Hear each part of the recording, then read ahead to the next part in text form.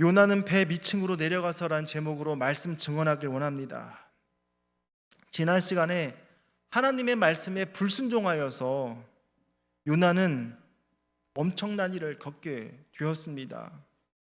요나가 1장 2절의 말씀을 받았습니다. 너는 일어나 저 큰 성읍 니느웨로 가서 그것을 향하여 외치라. 그 악독이 내 앞에 상달되었음이라 하시니라. 세 가지였습니다. 주어진 자리에서 일어나라고, 그리고 가라고, 내가 말씀을 던져줄 테니까 가라고, 그리고 외치라라고 말씀합니다. 하나님께서 쓰시는 사람은 똑똑한 사람이 아니라 순종하는 사람임을 기억합니다. 너에게 성령이 임하시면 권능, 두나미스, 파워를 주신다라고 했습니다. 일어나 외치면 됩니다. 가서 외치면 됩니다. 순종하였더라면 구원의 영광과 하나님의 영광을 보았을 것입니다. 그러나 요나는 원수의 나라, 형제의 나라 북이스라엘을 멸망시킨 아수르, 세계사로 말하면 아시리아, 그 수도인 니느웨를 가기 싫었습니다. 자신의 감정과 생각을 앞세워서 불순종했고 약소국 청년으로서 열등감을 가지고 있기 때문에 그들에게 복음 증거하기 싫었습니다. 그런데 문제는 이렇게 불순종하는데도 불구하고 일이 잘 된다라는 것입니다. 그가 하나님의 얼굴을 피하고 다시스로 갑니다. 이 시대 때 지구 끝이라고 말했던 데가 다시스 혹은 지중해 너편은 지구가 평평하다라고 보았기 때문에 지구의 세계 땅끝까지 이르러 복음 증인이라 얘기할 때는 다시스까지로 생각했던 시대입니다. 제일 먼 데로 도망가려고 했던 그였습니다. 때마침 그가 배를 타려고 들어왔는데 다시스로 가는 배를 탔다라는 것이죠. 요나가 여호와의 얼굴을 피하려고 일어났습니다. 다시스로 도망가려고 했습니다. 근데 마침 다시스로 가는 배를 만난 것입니다. 불순종해도 형통하게 되는구나, 하나님의 뜻이구나라고 생각했을 것입니다. 그런 희망은 얼마 가지 않습니다. 하나님께서 불순종하고 도망가는 요나에게 4절의 표현처럼 바다 가운데 오는 본문의 말씀이죠. 큰 폭풍이 일어나 배가 거의 깨지게 된지라. 마침 두 번째 줄 보면 다시스로 가는 배를 만날 때는 잘 되는지 알았습니다. 매일 있는 배도 아니고 어쩌면 일주일에 한 번, 보름에 한 번 있을까 말까 하는 배를 마침 만났는데 그 배가 얼마 가지 않아 큰 폭풍을 만나게 된 것이죠. 큰 바람과 큰 폭풍을 만나고 배가 거의 깨지게 되었습니다. 우리 인생에도 이런 큰 폭풍을 만날 수 있습니다. 순풍을 단 듯 잘 될 때도 있는가 하면 역풍을 만나서 고역을 치를 때가 있다라는 것이죠. 지금 전 세계적으로 전쟁의 변수들이 많이 일어나고 있습니다. 아직까지 러시아와 우크라이나의 사태의 전쟁이 진전이 보이지 않고 있고, 미국에서 추산할 때 8만 명이 죽었다라고 이야기까지 합니다. 러시아군. 근데 러시아 국민이 죽은 것이 아니라 거기 공화국들, 작은 극동에 있는 공화국에 돈이 필요한 나라들, 시리아 용병들, 자국민이 죽은 것이 아니라고 말을 하죠. 8만 명이 돈의 노예가 되어서 끌려온 자들입니다. 인도와 중국도 영토 분쟁으로 시끄러웠고, 지금은 대만과 중국이 영토 분쟁이 아니라 펠로시 의장이 미국의 서열 3위라고 말합니다. 대마를 옹호하는 발언으로 중국이 이렇게 말을 했죠. 머리가 깨져서 피를 흘리게 될 것이다. 불장난하면 타 죽는다. 수위를 높이고 있습니다. 시진핑이 전국 그 공산당 총회를 앞두고 있어서 자기의 장기 집권을 위해서 이런다라고 국제 정세를 얘기하지만 어쨌든 늘 시한폭탄과 같은 시대를 살고 있습니다. 국제 정세가 매우 어렵기 때문에 수출해서 먹고 사는 나라들이 수출을 안 합니다. 자국민을 위해서 보호한다라고 말을 하면서 기름, 밀가루 다 오르고 있는 시대를 살고 있습니다.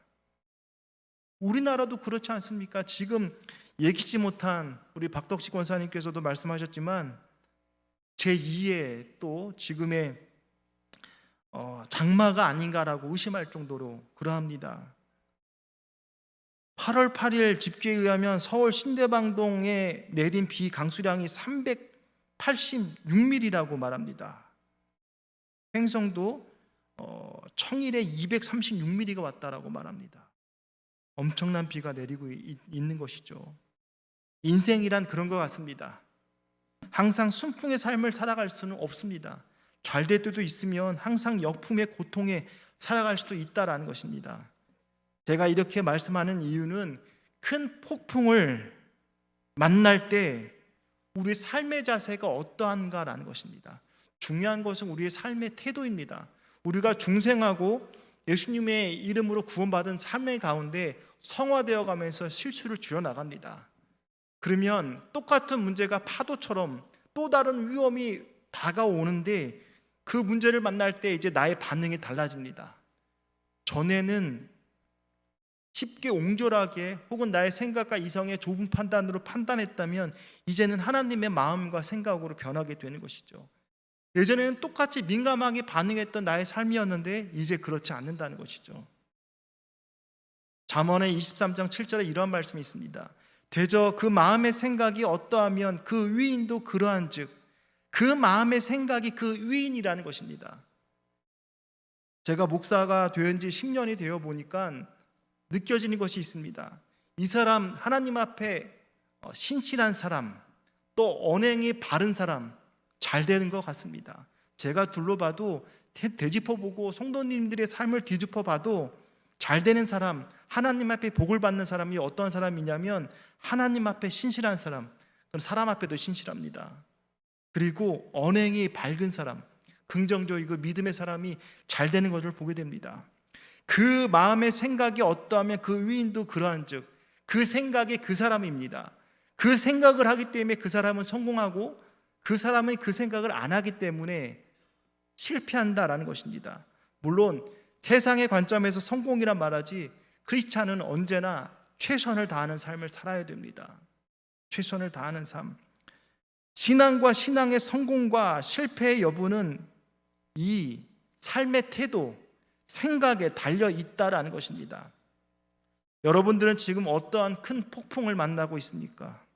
어떠한 풍랑이 넘칠거리며 다가오고 있습니까?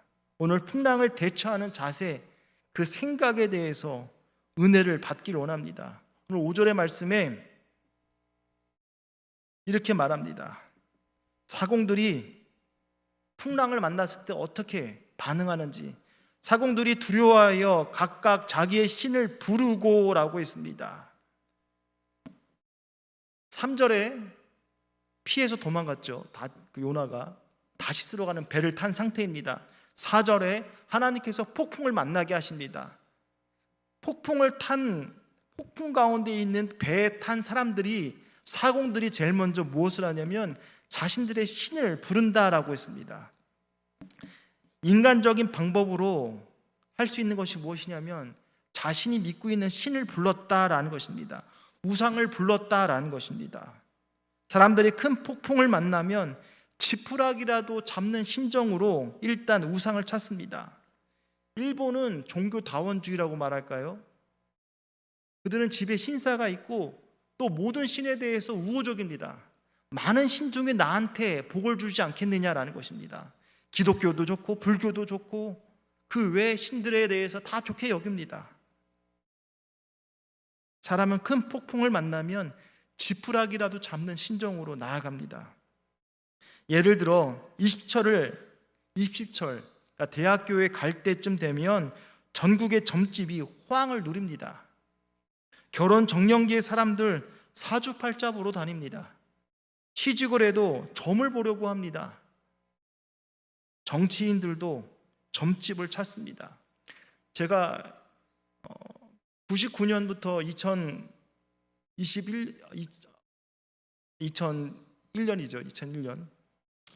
99년부터 2001년까지 군 생활을 할 때 서울 서대문서에 있다가 마지막 4개월은 평창동 러시아 대사관저, 지금 또 러시아가 안 좋은 이미지지만 어쨌든 러시아 대사관저에 있었는데, 소위 여러분이 알고 있는 평창동입니다. 담이 2, 3m 되고 정원이 꾸며져 있고 수영장 있고 조경이 잘 돼 있는 2, 3층 되는 집, 그런 집, 거기에 평창동에 러시아 대사관저가 있습니다. 고급 주택가입니다. 근데 거기에 점집이 있습니다. 곳곳에 점집이 있어요. 그것이 오는 사람들의 대상이 누굴까요? 기업인들, 정치인들입니다.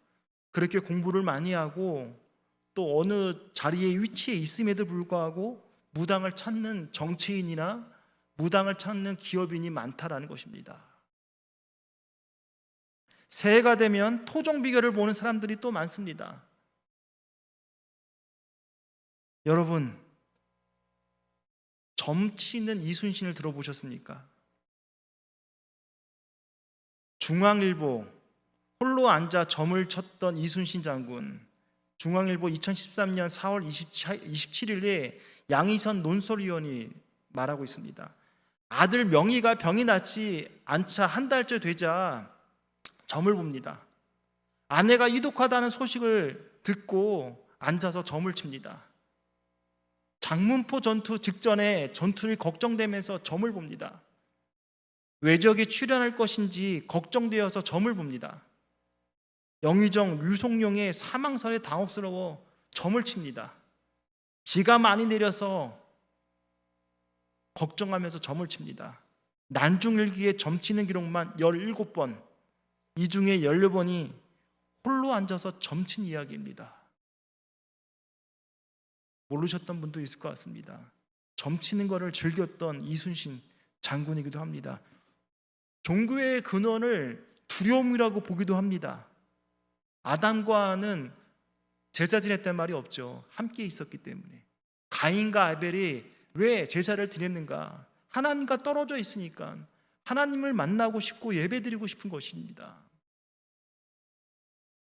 사람들은 이런 우상의 세력에 벗어나지 못합니다.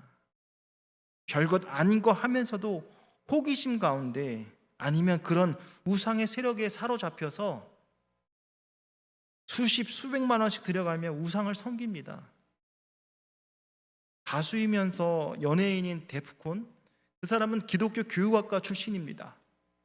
지금 형준이와 대준이 이렇게 하고 있는 그 싱어송라이터로서 점을 봤는데, 올해는 방송 활동 안 했으면 좋겠다라는 말을 하니까 그해 진짜 안 해버립니다. 어머니 아버지가 독실한 성결교의 교인이신데도 불구하고 그러합니다. 이런 우상의 세력을 실체가 없는데 믿음으로써 더욱더 사단을 더욱더 크게 만들어 버리는 것입니다. 우상이 인간이 만들어낸 허상에 불과한데 이것을 자기 만족으로 믿고 있습니다. 우상에 대해서 좀 더 이야기해 보겠습니다. 출애굽기 20장 4절부터 5절에 보면, 너를 위하여 새긴 우상을 만들지 말고 또 위로 하늘에 있는 것이나 아래로 땅에 있는 것이나 땅 아래 물속에 있는 것에 어떤 형상도 만들지 말며 그것들에게 절하지 말며 그것들에게 섬기지 말라라고 말씀하십니다. 우상을 만드는 동기가 무엇이냐면 너를 위하여 우상을 만들지 말라고. 우상을 만드는 것은 철저히 자기 중심적인 자기의 필요를 채워주는 신을 찾는 것입니다. 자신의 욕망을 채워주고 성취하는 데 도움이 되는 신을 만든 것입니다. 기억하십시오. 자기의 필요를 채우기 위해서 하나님을 찾는 사람도 언젠가 하나님을 떠나게 됩니다. 왜냐하면 자신이 채워지는 순간 하나님이 필요 없기 때문에, 하나님도 별 수 없구나라고 또 체념하고 떠날 수도 있다라는 것입니다. 우상을 섬기는 내면의 동기는 스스로 자신의 소원을 들어줄 신, 자신의 필요와 욕망을 성취하는 데 도움이 되는 신을 찾는 것입니다. 우상이라는 제가 단어를 빨간색을 칠했습니다. 페설이라는 히브리어 단어인데 눈에 보이지 않는 비실제적인 것을 형상화시켜서 숭배하는 것을 말합니다. 눈에 보이지 않는 비현실적인 것을 형상화시켜서 숭배의 대상, 형상이라고 제가 또 빨간색을 칠했죠. 테우나라는 단어를 쓰는데 자연 만물과 같이 형체를 지닌 것, 형상화시켜 경배의 대상으로 만든 것입니다. 정리하면 우상은 형이상학적인 것, 추상적인 것과 관념적인 것을 출발점을 두고 있습니다. 형상은 눈에 보이는 것, 형이하학적인 것, 눈에 보이는 것이며 일종의 자연 숭배와 유사한 것입니다. 인간은 보는 것에, 보이는 것에 약합니다. 눈에 보이고 잡혀야 안정감을 느끼고 안심을 합니다. 그래서 눈에 보이는 형상, 우상을 만드는 것입니다. 그러나 참된 믿음은 보이지 않는 것을 신뢰하는 것입니다. 하나님은 영이시기 때문에 보이지 않습니다. 그래서 하나님을 형상화할 수 없습니다. 우상은 인격의 신이 아닙니다. 말하지 못합니다. 바알과 아세라 신의 대결 가운데 그들의 신은 아무 말도 못합니다. 10가지 이집트에 재앙을 내릴 때 이집트의 10가지 신들을 벌했습니다. 아무도 우상이 반응하지 못합니다. 그 이유가 있습니다. 시편 115편 4절에서 8절에 보면 그들의 우상들은 은과 금이요 사람의 손으로 만든 것이라. 사람이 만들었습니다. 그리스 신화 사람들이 다 만들어낸 신입니다. 입이 있어도 말하지 못하고 눈이 있어도 보지 못하며 귀가 있어도 듣지 못하고 코가 있어도 냄새를 맡지 못하며 손이 있어도 만지도 못하고 발이 있어도 걷지 못하고 목구멍이 있어도 작은 소리도 내지 못하고 우상들을 만드는 자들과 그것을 의지하는 자들은 다 그와 같으리로다. 목석입니다. 철기입니다. 금을 입혔을 뿐입니다. 내 신이라고 경배하고 있습니다. 모세가 시내산에서 십계명을 받을 때, 율법을 받을 때, 또 성막 설기도를 받을 때 늦게 내려오니까 우리를 인도해낸 신을 만들자라고 하죠. 그들이 만들어서 아론이 가져와라, 너희들에게 금은 보화를 가져와서 녹여서 만든 것이 무엇이냐면 황금, 송아지죠. 그들이 생각도 해보겠습니다.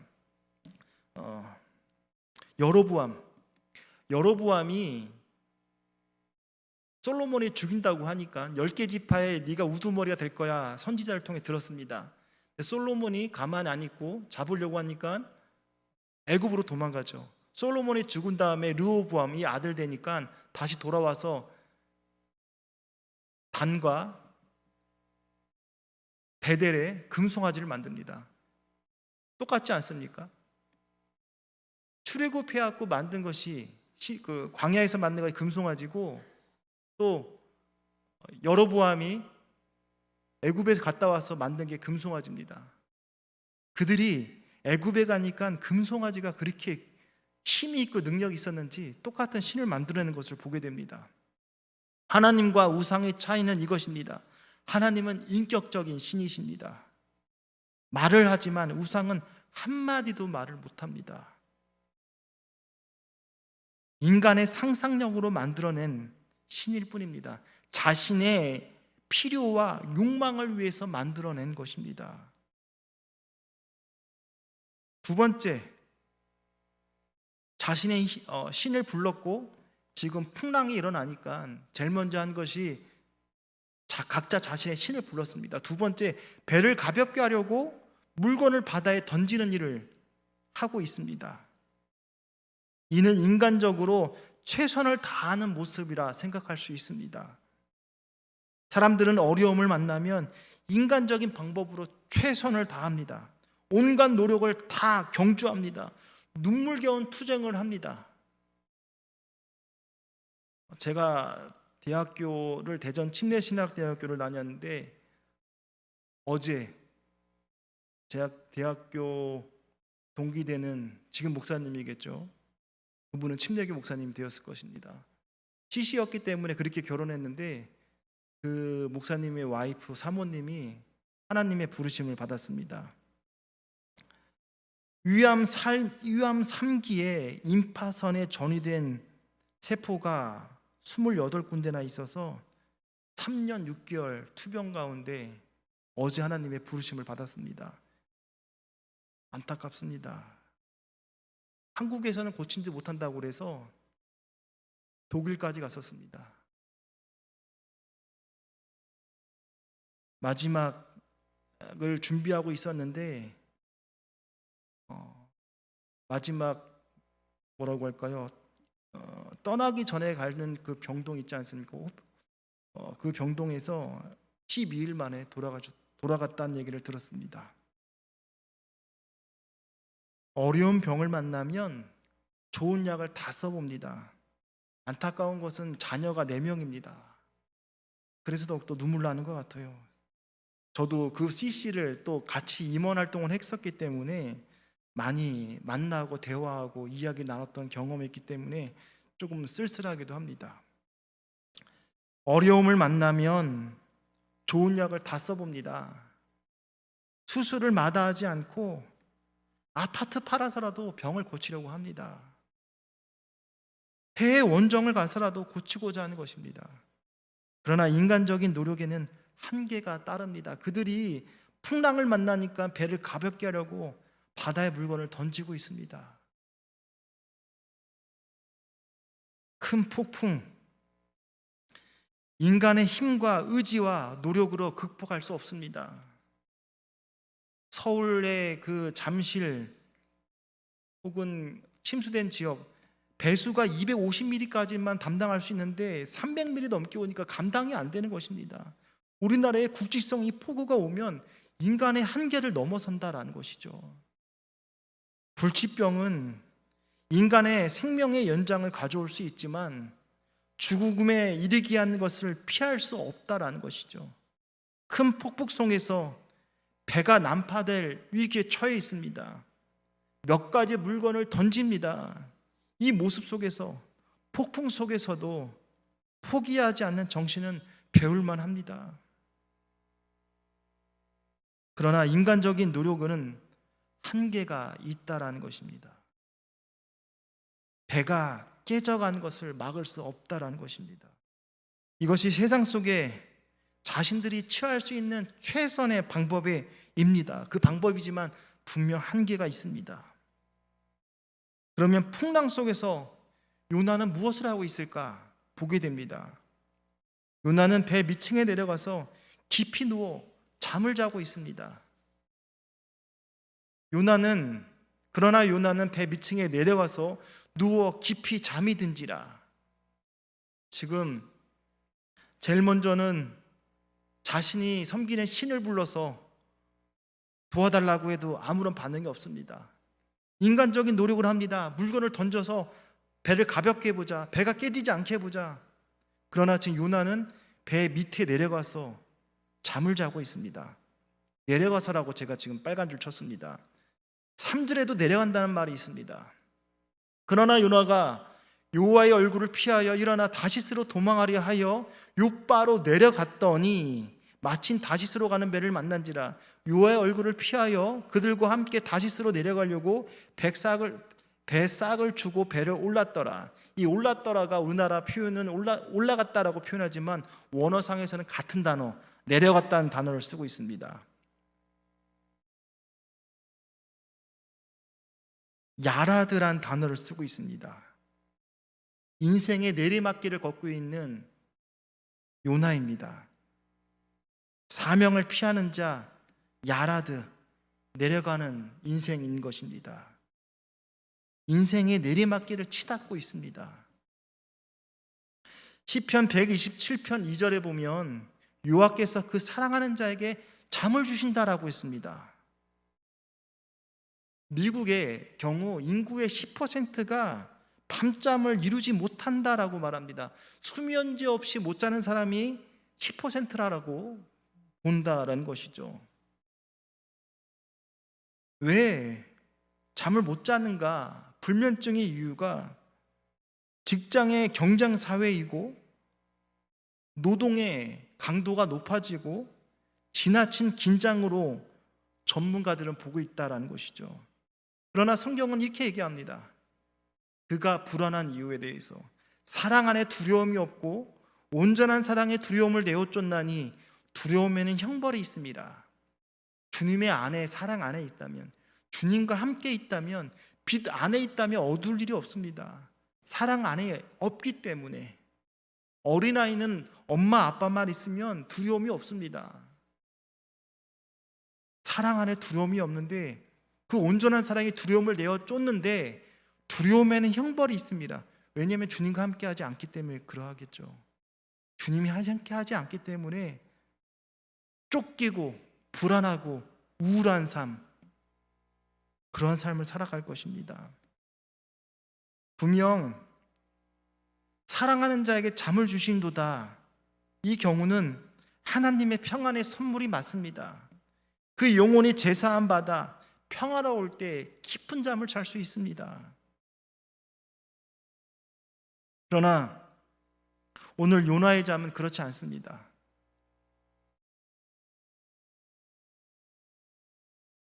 하나님이 주시는 평화의 속의 잠이 아닙니다. 위장된 평화, 가짜 평화입니다. 그냥 잠으로 도피하고 있는 것입니다. 책임 회피요, 현실적인 도피입니다. 사람이 골치 아프면 잠을 청합니다. 때론 잠이 효과를 낼 수 있습니다.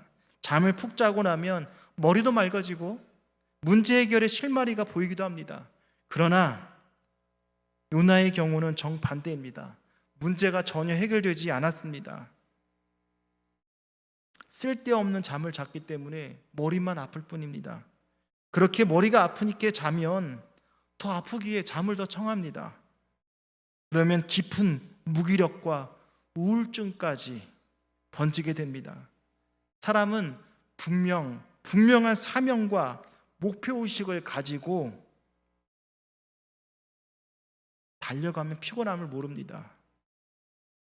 무기력과 우울증이 오지 않습니다. 자신의 사명이면, 그러니까 남들이 힘들어하고 어려워하는데 나는 쉽게 한다라고 하면 거기에 사명 혹은 은사를 갖고 있는 거겠죠.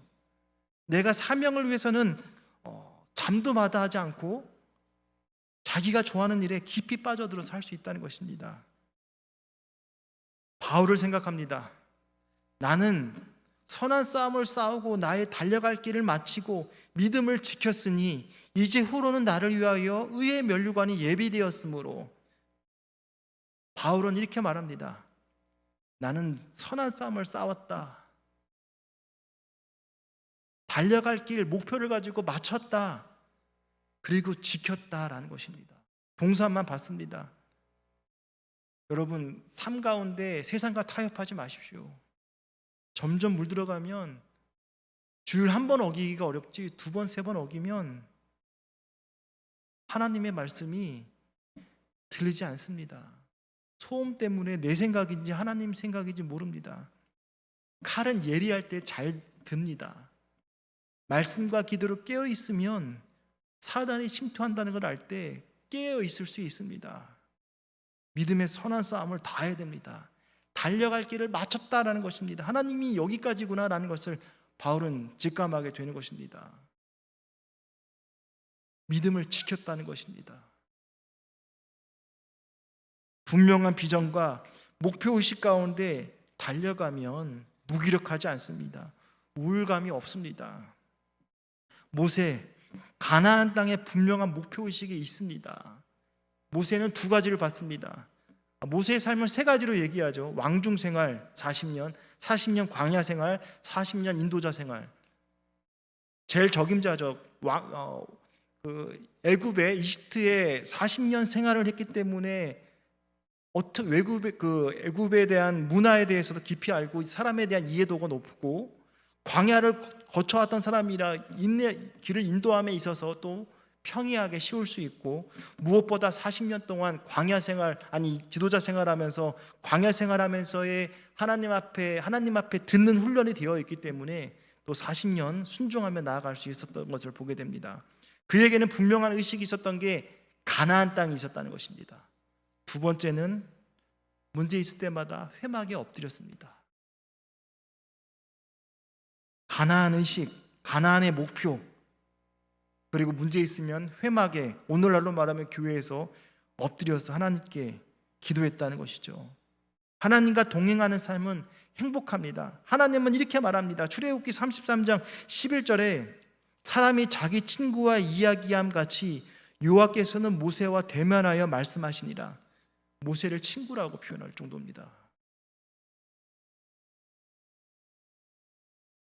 깊은 무기력, 우울증과는 관계없는 삶, 목표의식입니다. 감독님도 주일날 말씀하셨듯이 분명한 목표의식입니다.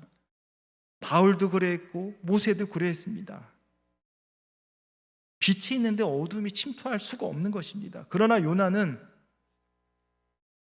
배 밑층에 내려가서 누워 깊이 잠든지라 사명을 피하고 밑바닥으로 내려가고 또 내려가서 영적인 감각이 둔해져 있습니다.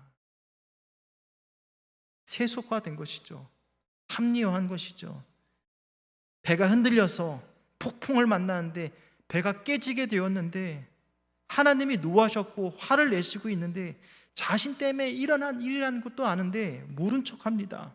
깊이 잠들었다라고 말합니다. 믿지 않는 불신자들, 선장을 비롯해서 선원들은 울고불고 난리가 났습니다. 자신의 신을 이름을 부르면서 구해도 변화가 없고 물건을 던지면서 배가 깨지지 않게 하려고 노력을 하고 있습니다. 그러나 요나는 깊이 잠들어 있습니다. 이것은 영적인 무지입니다. 주변에 일어나는 상황에 대해서 둔감하지 않는 사람, 요나를 보여주고 있습니다. 이런 요나를 보고 선장이 하는 말이 오늘 6절의 말씀이죠. 선장이 그에게 가서 이르되 자는 자여 어찌함이냐, 일어나서 내 하나님께 구하라. 혹시 하나님이 우리를 생각하사 망하지 아니하게 하시리라 하니라. 선장은 세상 사람들의 대표라고 말할 수 있겠죠. 요나에게 또 우리 성도들에게, 교회에게 하는 말이 무엇입니까? 자는 자여 어찌함이냐, 왜 그렇게 무기력하게 자고 있고 앉아 있느냐라는 말을 하고 있지 않을까요? 왜 무기력하게 밤낮으로 잠만 자느냐? 제가 꾸짖는 말이 아닙니다. 성령님의 말씀도 아닙니다. 지금 세상 사람들의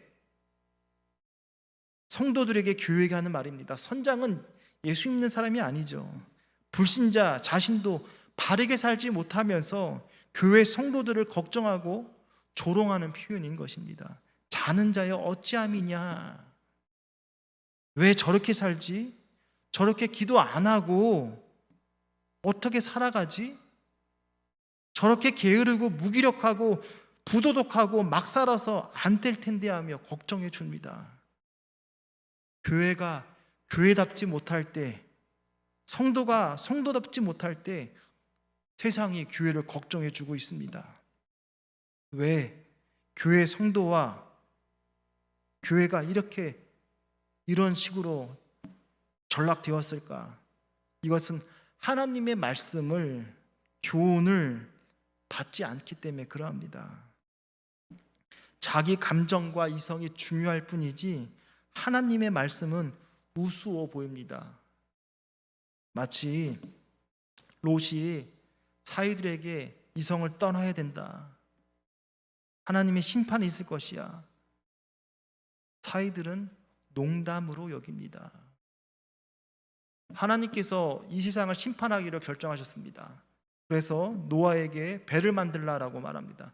여러분, 배를 어디서 만들겠습니까? 바닷가에서 만들지 않겠습니까? 띄워야 되니까. 근데 노아는 그 자리에서 산에서 배를 만듭니다. 사람들이 나이가 먹더니 이상해졌다라고 보겠죠. 노아가 600세 되던 해에 일어났으니까.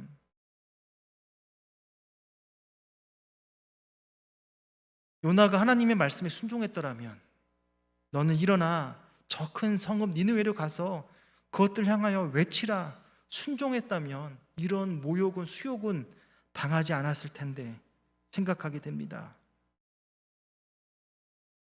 세상 사람들이 또 주님께서 우리에게 말씀하신 것이 너희는 세상의 소금이라 말하지 않습니까? 너희는 세상의 소금이니 만일 소금이 그 맛을 잃으면 무엇으로 짜게 하리요? 후에는 아무 쓸데없어 밖에 버려져 사람들에게 밟힐 뿐이니라. 여러분, 곰탕, 설렁탕, 소금이 필요하죠. 느끼한 것에 소금이 필요하죠. 소금이 풀어지지 아니하면 그 소금 어떻게 하겠습니까? 그 맛을 잃으면 아무 쓸데 없지 않겠습니까? 한 알의 밀알이 썩지 아니하면 그대로 있지만 썩으면 많은 열매를 맺는데 녹아지지 않으면, 맛을 내지 않으면 밖에 버려져 사람에게 밟힐 뿐입니다. 그래서 성도에게 무기가 무엇이냐면 카도시, 거룩입니다. 세상이 우리를 바라보는 게 그 거룩은 말씀과 기도로 거룩화해집니다. 하나님 말씀에 어떻게 민감하게 반응할 수 있을까요? 하나님의 말씀에 민감하기 위해서는 하나님의 말씀과 기도에 민감해야 되겠죠. 가까워져야 되지 않겠습니까?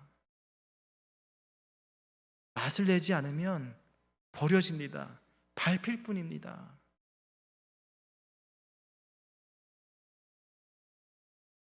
그러면 우리가 무엇을 해야 될까? 선장의 말을 생각하게 됩니다. 선장이 그에게 가서 이르되 자는 자여 어찌함이냐? 일어나서 내 하나님께 구하라. 혹시 하나님이 우리를 생각하사 망하지 아니하게 하시리라. 일어나라는 것입니다. 하나님께 구하라. 기도하라는 것입니다. 우리를 생각하사 망하지 않게 할 것 같다. 기도하라고 말씀하고 있습니다. 불신자도 생각하는 것이 기도입니다. 우리가 그렇게 기도하지 않고 있다는 것이겠죠. 때론 우리는 나 한 사람의 기도가 뭐 그리 대단해라고 말할 수 있을 것입니다. 그러나 한 사람의 기도, 히스기야의 기도는 다릅니다. 똑같은 성정을 가진 히스기야, 그가 기도합니다. 이 밤에 여호와의 사자가 나와 아수르 진영의 군사 18만 5천 명을 친지라. 아침에 일찍 일어나 보니 다 송장이 되었다. 죽었다는 것입니다. 18만 5천 명이 누가가 기도해서 히스기야가 기도해서 13번째 왕. 그도 처음에는 뇌물을 주면서 기브 앤 테이크 하려고 했습니다. 그런데 돈이 주니까 또 있나 보다 또 쳐들어옵니다. 그래서 엎드립니다. 기도합니다. 하나님 살려달라고. 그러니까 하나님의 천군 천사가 그 밤에 아수르 진영에서 18만 5천 명을 쳤는데 다 송장이 되어버립니다. 또 하나님을 조롱하던 아수르 사네립과 그의 장군 랍사게가 모두 죽임을 당했습니다. 열왕기하 20장에 히스기야가 또 기도합니다. 자신의 병이 있어서 오래 살지 못할 거라는 얘기를 듣습니다. 또 기도합니다. 너는 돌이켜 내 백성의 주권자 히스기야에게 이르기를. 너는 이사야가 받은 말씀입니다. 이사야가 시대의 선지자였기 때문에. 이사야, 너는 돌아가서 히스기야에게 내 조상 다윗의 하나님 여호와께서 내가 내 기도를 들었고 내 눈물을 보았노라. 내가 너를 낫게 하리라 라고 말씀하고 있습니다. 히스기야가 기도합니다. 긍휼히 여겨달라고, 불쌍히 여겨달라고. 우리가 하나님의 은혜 없이 어떻게 살겠습니까? 내가 나를 못 지킵니다. 제 동기 사모님도 얘기했지만 저 같이 학교 다녔습니다. 대학교 다닐 때. 압니다.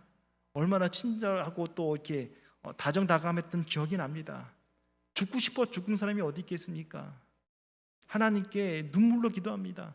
그 친구도 암투병하는 아내를 위해서 밤마다 복음서를 읽고 시편을 읽고 하염없이 눈물 흘리고 그 사모님이 하는 말이 그거였답니다. 내가 하나님의 부르심을 받으면 자녀들이 하나님 원망할까 봐 그게 두렵다고. 내가 죽으면 자녀들이 삐뚤어질까 봐 그 걱정을 합니다. 엄마는 자녀 걱정하면서 떠나는 것입니다. 한 사람의 기도가 이렇게 능력이 있습니다. 여러분이 하는 기도, 내가 그 기도를 들었고 내 눈물을 보았노라라고 말씀합니다. 히스기야가 죽겠다고 하나님 나 살려달라고 기도합니다. 근데 하나님이 내 기도를 들었고 내 눈물을 보았다라고 지금 말씀하고 있습니다. 하나님께서 우리의 기도를 들으십니다. 우리의 눈물을 보십니다. 아픔과 좌절도 보고 아십니다. 목사가 되고 느끼는 것 또 하나 있다면, 우리가 힘이 있을 때는 하나님 돕지 않습니다. 천부의 의지 없어서 낮아질 때, 바닥칠 때, 그때 하나님이 돕습니다. 내가 힘이 있을 때 내 힘으로 됐다라고 자랑할 것 같습니다. 하나님이 왜 여리고성 침묵하게 하셨을까? 이러면 되겠어. 부정적으로 할 것이고, 또 자기들이 잘나서 됐다라고 말할 수도 있는 상황 가운데 하나님은 침묵하게 하시는 것을 보게 됩니다. 하나님의 방법은 낮추는데 철저히 바닥까지 낮춘 다음에 하나님께서 세우십니다. 하나님은 우리가 부르짖어 기도하기를 원하십니다. 그래서 광야 학교를 허락하시는 것입니다. 인간은 모질라서 자식이 고생하지 말아야지 하면서 색동옷을 입힙니다. 그러나 하나님은 색동옷을 벗기고 광야로 보냅니다. 광야를 통과한 사람들은 단단해집니다. 훈련받은 자입니다. 하나님 앞에 겸손을 알아요. 사울 왕은 광야가 없었습니다. 솔로몬도 광야가 없었습니다. 위기가 오면 쓰러집니다. 철저히 훈련된 자는 살아남습니다. 이번 말씀에서 더욱 다가오는 것, 요나 선지자를 결코 포기하지 않는 하나님이시라는 것입니다. 그 증거가 무엇일까요? 배 밑창에서 숨어서 잠자고 있는 요나를 하나님은 잊지 아니하십니다. 어디 숨든 하나님은 찾아내신다는 것입니다. 배 밑창이 아니라 바닷속에 가라앉아 있더라도 하나님은 찾아내십니다. 이것이 하나님 입장에서 택한 자들에 대한 사랑입니다. 그 상황이 형편이 어떠하든지 결코 하나님의 사랑은 포기하지 않습니다. 예수님이 요한복음 13장에 기도합니다. 자기 사람들을 사랑하실 때 끝까지 사랑하십니다. 하나님의 포기하지 않는 사랑이 불순종에 찌든 우리를 향한 하나님의 사랑 아닙니까? 죄인 되었을 때 주님이 십자가에서 자기 사랑을 확증하셨습니다. 우리가 죄인 되었을 때, 주님을 찾고 있지 않을 때 주님은 십자가에서 자기 사랑을 확증하셨다라고 말합니다. 이 사랑의 확신 속에서 우리가 폭풍을 만나도 눈물 속에 기도를 들을 수 있는 이유가 하나님은 우리를 긍휼히 여기신다, 불쌍히 여기신다라는 것입니다. 말씀을 정리하겠습니다. 4절에 3절에 그 하나님의 말씀을 불순종해서 다시스로하는 배를 탔습니다. 4절에서 하나님께서 큰 바람과 큰 폭풍을 만나게 하셨습니다. 배가 깨지게 되었습니다. 사공들은 자신의 신들의 이름을 불렀습니다. 아무 대답이 없습니다. 인간적인 노력을 다합니다. 배를 가볍게 보자. 물건을 바다에 던집니다. 근데 요나는 누워 잠듭니다. 근데 그 하나님께서 요나를 깨우십니다. 오히려 믿지 않는 선장이 세상 사람들이 걱정하면서 조롱하면서 말합니다. 자는 자여 어찌 됨이냐, 일어나서 내 하나님께 구하라. 우리에게 말씀하고 있는 것입니다. 성령의 음성을 듣기 원합니다. 너희가 내게 부르짖으며 내게 와서 기도하면 내가 너희의 기도를 들을 것이요, 너희가 온 마음으로 나를 구하면 나를 찾을 것이요, 나를 만나리라. 하나님은 부르짖으라고 말합니다. 그러면 내가 기도하면 내가 너희의 기도를 듣는다라고 말씀합니다. 바꿔 말하면 너희가 내게 기도 안 했다는 것입니다. 온 마음으로 나를 구하면 나를 찾을 것이라. 온 마음으로 구하지 않는 거예요. 세상의 분산 투자처럼, 주식 투자처럼 세상의 한 발자국, 교회 한 발자국 유리한 쪽으로 갑니다. 주님은 온 마음을 원하십니다. 나를 찾을 것이고 나를 만나리라 말씀합니다. 우리는 볼링에서 말할 때 킹핀을 알고 있지 않습니까? 1번과 3번, 1번과 2번에 들어가야지 공이 다 쓰러집니다. 우리의 킹핀은 하나님입니다. 예수님입니다. 예수님께 돌아와야지 문제가 해결된다는 걸 안다면 13절에 말했죠. 온 마음으로 주를 찾아야 된다는 것입니다. 우리가 주님의 이름으로 잠자는 자지만 선장을 통해서라도 믿지 않는 자를 통하여서 우리를 깨우십니다. 기도하라고. 지금 잘 때가 아니라고 말하고 있습니다. 이 음성을 들어서 주님 앞에 존귀한 자로 칭찬만 받는, 책망이 나쁜 게 아닙니다. 책망을 통하여서 고쳐나가면 축복된 인생입니다. 그 책망 가운데 받아들이지 않으면 심판이 되는 것입니다. 오늘날 우리가 하나님의 말씀을 들음으로 축복된 하나님의 자녀로서 하늘나라에 입성하고 또 주님 앞에 기쁨의 면류관들, 여러분의 상급들을 받는 저와 여러분이 되었으면 좋겠습니다. 기도하겠습니다. 주님의 은혜와 사랑을 감사합니다.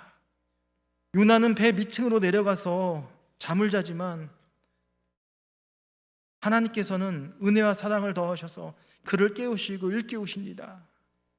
우리가 미련하여서 평안할 때 말하였으나 나는 듣지 아니하겠노라고 말하고 있는 우리의 어리석은 모습이지만 하나님께서 택한 자 끝까지 사랑하시고 끝까지 붙드신다는 사실을 기억하면서 그 사랑에 녹아지게 하여 주시고 다시금 자리에서 일어나서 주님을 찾고 나아가는 자가 되게 하여 주옵소서. 믿음의 선한 싸움을 포기하지 아니하고 믿음을 지키는 우리의 삶이 되게 주여 인도하여 주옵소서. 예수님의 이름으로 기도합니다. 아멘.